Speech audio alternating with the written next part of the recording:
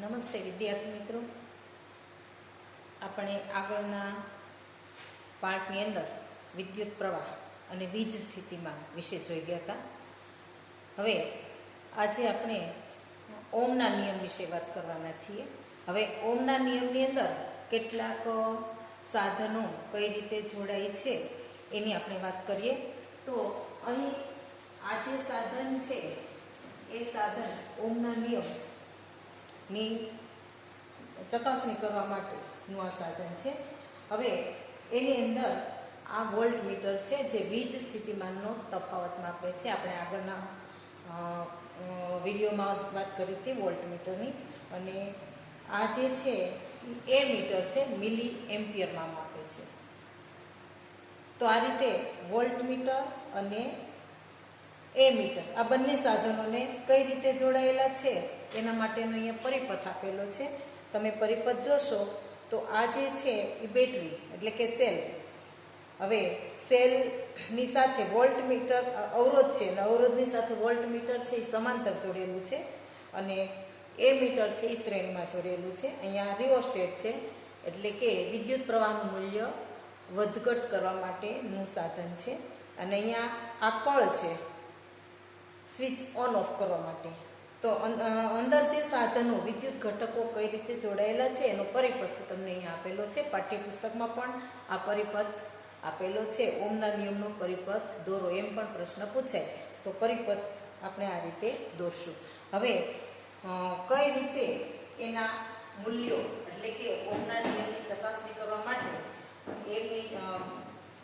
એ મીટરમાંથી પસાર થતો વિદ્યુત પ્રવાહ, એ જ વખતે વોલ્ટ મીટરની અંદર એનું મૂલ્ય કેવું આવે છે એ આપણે જોવાનું છે. એના ઉપરથી આપણે ઓમના નિયમની તારવણી કરશું. ઓમનો નિયમ આ રીતે છે કે નિશ્ચિત ભૌતિક પરિસ્થિતિમાં વાહક તારમાંથી પસાર થતો વિદ્યુત પ્રવાહ એ વાહક તારના બે છેડા વચ્ચે લાગુ પાડેલા વીજ સ્થિતિમાનના સમપ્રમાણમાં હોય છે. આ ઓમનો નિયમ છે. તો આપણે આ ઓમના નિયમ ની પ્રાયોગિક ચકાસણી કરવાની છે. તો એના માટેનું આ સાધન છે. એ સાધન ને આપણે વિદ્યુત પ્રવાહ એટલે કે બેટરી સાથે જોડવામાં આવે તો એની અંદર જુદા જુદા આપણને મૂલ્યો મળશે. અહીંયા આ રિઓસ્ટેટ છે, એની મદદથી આપણે વિદ્યુત પ્રવાહના મૂલ્યમાં વધઘટ કરી શકીએ છીએ. હવે ધારો કે અહીંયા મિલી એમ્પિયર છે તો 0 અને 10 ની વચ્ચે 10 કાપા છે એટલે આપણે 5 કાપા લઈએ તો 5 મિલી એમ્પિયર થશે. 1 કાપો બરાબર 1 મિલી એમ્પિયર. એવી જ રીતે વોલ્ટ મીટરની અંદર 0 અને 1 ની વચ્ચે 10 કાપા છે એટલે 1 કાપો બરાબર 0.1 વોલ્ટ આવશે. તો આપણે શરૂઆતમાં વિદ્યુત પ્રવાહનું મૂલ્ય સેટ કરીએ. તો ધારો કે એ વિદ્યુત પ્રવાહ એટલે 5 કાપા હું રાખું છું. 5 કાપા એટલે 5 મિલી એમ્પિયર.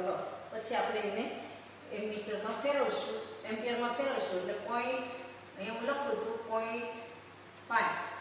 આ મિલી એમ્પિયર છે એ સમાય નહીં એટલે ઉપર લખી નાખું છું મિલી એમ્પિયર અને આ વોલ્ટ 0.5. એ વખતે વોલ્ટ મીટરમાં કેટલા આવે છે એનું આપણે રીડિંગ લેવાનું છે. 5 મિલી એમ્પિયર હોય ત્યારે અહીંયા 0.5 આવશે. 0.5 અહીંયા 5 મિલી એમ્પિયર હોય ત્યારે 0.5. ત્યાર પછી હવે આપણે 10 મિલી એમ્પિયર કરીએ છીએ. અહીંયા 10 મિલી એમ્પિયર લઈએ છીએ. 10 મિલી એમ્પિયર લઈએ છીએ ત્યારે અહીંયા વોલ્ટ મીટરની અંદર 1 ઉપર દર્શક કાંટો છે એટલે 1 વોલ્ટ. ત્યાર પછી આપણે વિદ્યુત પ્રવાહનું મૂલ્ય વધારીએ છીએ. 15 મિલી એમ્પિયર કરીએ છીએ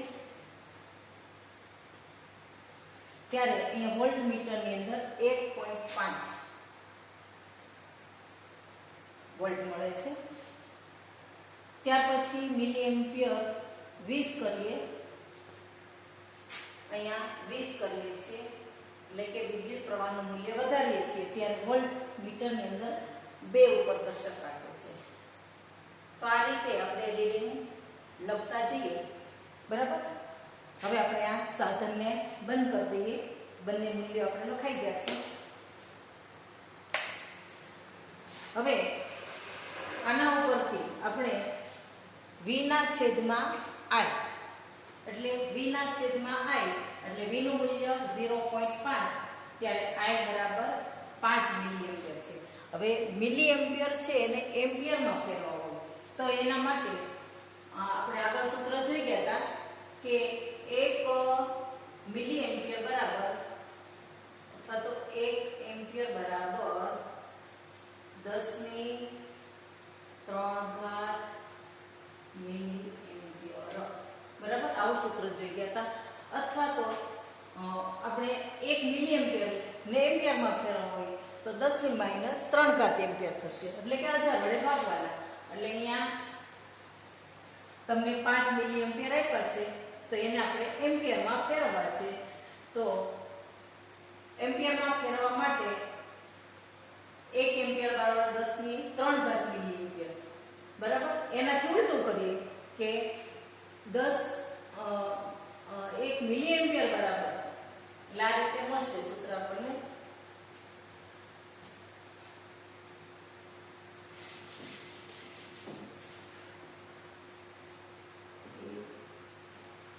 મિલિએમ્પિયર બરાબર 10 ની -3 એમ્પિયર. બરાબર. તો આપણી પાસે 5 મિલિએમ્પિયર છે તો એને આપણે ફેરવવું હોય તો શું થશે? 5 ગુણ્યા 10 ની -3 એટલે 5 ભાગ્યા 1000. બરાબર. એટલે શું થશે? 0.005 એમ્પિયર. બરાબર. તો આ રીતે આપણે બધાને ફેરવીએ તો આપણને મૂલ્ય આવું મળશે. તો આ રીતે આપણે હવે આ મિલિએમ્પિયર એવા એને ભાગ્યા વોલ્ટ કરવાના છે 0.5. તો આપણને એનો ભાગાકાર કરીશું તો કઈ રીતે મળશે? તો એના માટે આપણે ગણતરી કરીએ કે 0.5 ભાગ્યા 0.005. તો આ રીતે આપણે દરેકના v/i નું મૂલ્ય મેળવીશું. તો v/i નું મૂલ્ય દરેક વખતે સરખું આવશે. એટલે આના આધારે આપણે કહી શકીએ કે આ મૂલ્ય છે એ અચલ આવશે. તો એટલે કે જેમ i નું મૂલ્ય વધારીએ છીએ એમ v નું મૂલ્ય વધે છે. એટલે કે વિદ્યુત પ્રવાહ એ વીજ સ્થિતિમાનના સમપ્રમાણમાં હોય છે. તો આ રીતે આપણે ઓહમના નિયમનું કોષ્ટક પૂર્ણ કરી શકીએ. એના આધારે આપણે આલેખ દોરીશું અને એના આધારે આપણે ઓહમના નિયમની કેટલીક બાબતો છે એ તારવીશું. એ આગળના વિડીયોમાં જોશું.